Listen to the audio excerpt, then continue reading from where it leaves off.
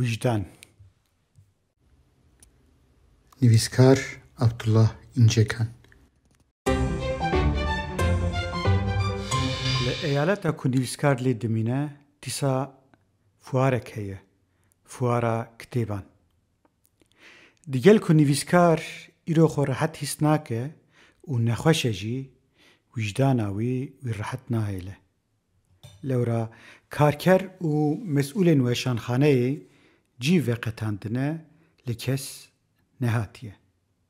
بوی آوائی کتاب و فوار لسر وجدانا نویسکار مانه.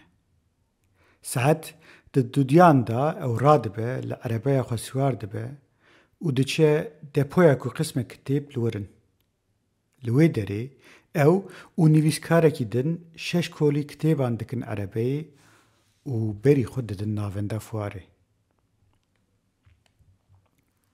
لور سورپریز لدو سورپریزه هیه. ارگانیزاتوران رف آماده نکرنه و هر تشت لهیویا و شانخانه ایشتنه.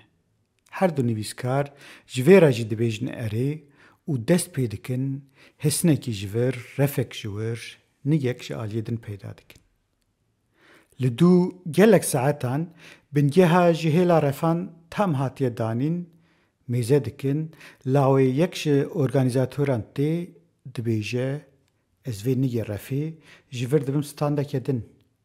هنجی خورا لیکی دن بگرن. نویسکاره ما کرده. ایناتاوی ایناته. ما اوی سری داینه.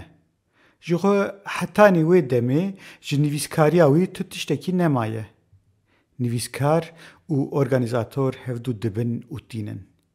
داویه دا ایدی صرف غیرین و هرس دمینه. نویسکار به عناد و هرسه نگجه دپارزه و چوی خواه دبنه چوی ویرا ناکه. لیمانچتک او هاجی ده سری ویرا درباسته به. کتاب fuarında yazar ile organizatör arasında çıkan kavgada. Liduvê teşqeleyê îcar her du nivîskarên Kurd ku sê roj da li aynı mekanî wek axaftvan û îmzekêrin li erebeya xwe sîwar dibin diçin depoyekê din. Li wir jî ew 12 kolî pirtûk hinin ji wan 10 kîlo lêpiranî jî 3 kîloyê girantirin لعربه باردکن تینن فواره. جبر کو دپویا و شانخانه الولید دنگه وان گل کولی کتاب شاندنه. و قسمه که دن 10 سال دپوینه. او دورمک دنجی دکن. ایجار لدورا 10 کولین گران لعربه باردکن تینن فواره. دریدا او لسر دورما سیان مناقشه دکن. ساعت لدورا 18 سبهی فوار دست پیدیکه. برپرسیارین وشانخانه دن جوالیت هاتنه کار و حاضرین خوکرنه. نویسکارین ما لوهان میزدکن لساعته میزدکن لبرهمن خو میزدکن. امی تیسا درنگ بمینن. وکه گلک جار جاران تیسا فرقیت 1453 و 1925.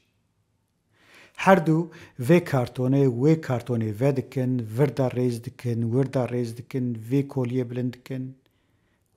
بلند دکن نه نبو ماسنه که دنجید لازمه دوره وانان حمیان دحف بده حال آلیه دنجی 19 کولی کتب هنه اوجی و روژه بطره هاتنه کاوره اموانجی لخواه بار بکن بینن ور ساعت 11:09 şeviye anonsek van şiardike. 11.30'tan itibaren kapılar kapanacağından çıkma olanağı olmayacaktır. Her du lehev mezedikun u dibêjin îcar ev ji Mekkê me. Me her tiş bo kitêbên xwe kiribû lê me qet bi bîr neanî ku wan wek doşek bikar bînin. Lê ji xwe taqet jî êdî di wan da nemabû. Pî û pişt dabûn berhev. Yekî digot ez zêde değişim, yedin dibêje na lo tu mübalağe dikî, min ji te zêdetir kar kir. Loma ez zêdetir westiyam. Hûstî bi mehzûn li wan mêze dike ku qermîna wî naî bîra kesî. Her çiqas fikra kitêbên xwe bikin doşek fikreke Aziz Nesîniyê jî ئەو دەڤژێ بەردەدن و بەری خۆ دەدن ماڵێ. ڕێ دوورە برین کوورە. نویسکار هەڤالێ خۆ داتینە ماڵاوی بڕێدا بەحسە پرۆگرامێ و ئاخافتنان دکن. نویسکار شکر دیکە و تاریە. سۆربوونا ڕوویان خویان ناکێ. ئەو سەعەت di 12:09 şevêda xwe digîne malê, zar û zêç dixewê dane. Kuxika lawekê piçûk jiyanê tîne bîrawî. Roja ku wî wek mamoste dest pê kiribû, êvarê wek nivîskarek diqediya. Di nava rojê de ew çi bû? Wî nedizanî yan jî nedixwest navekî lê bikira. Lê wî navekî li nivîskariya Kurdî kiribû jî. Nivîskarê Kurdî pir alî ye.